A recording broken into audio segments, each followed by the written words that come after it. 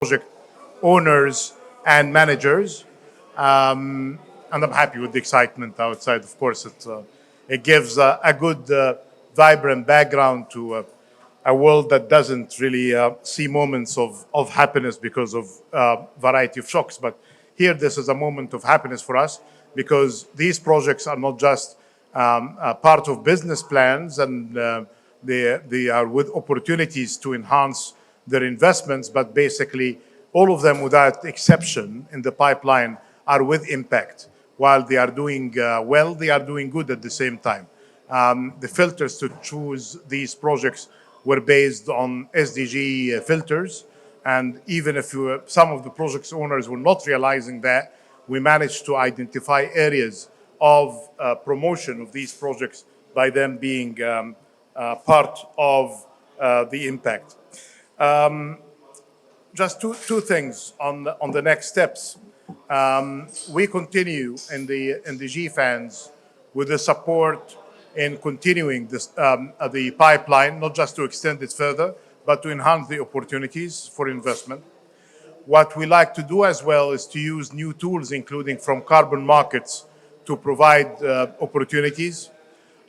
We've been approached by a couple of entities Interpreter stop translating. using debt swaps for investment that would require a third party in many cases, which is basic in the case of government.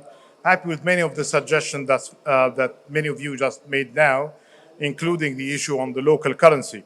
I'd like to alert you, and perhaps we'll share more detailed information on the next steps, in addition to the pipeline of investable opportunities and projects, the carbon market and the debt swaps, but getting that into more on the project finance.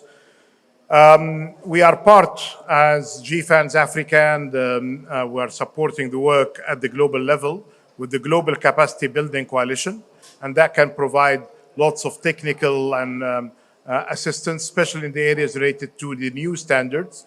And this has just been announced a couple of days ago, and it has the who is who in the system, from leading development banks to standard setters to philanthropies, private finance, and the UN system. And you'll be finding that there are lots of needs for this capacity development, especially with the new standards when it comes to ESG.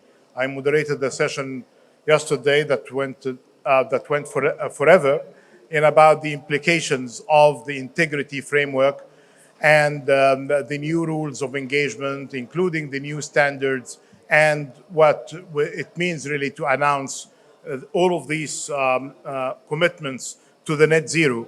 This becoming part of the compliance, this becoming part of the regulations, will be impacting more the financial sector at the beginning, so you need to be ready. But your bankers, your financiers are going to link what they are exposed to of these new regulations to the projects as they obtain their loans and finance. There is as well another area of work that we're going to be pushing the work in, which is basically about the acceleration of green industrialization that we're part of, and that will be announced in details on how we get our job in the regional effort to get all of these global initiatives translated, interpreted, and tailored to the needs of the African countries and scale them up.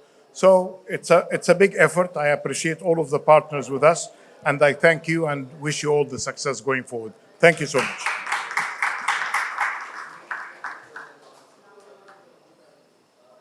Thank you so much, Dr. MM.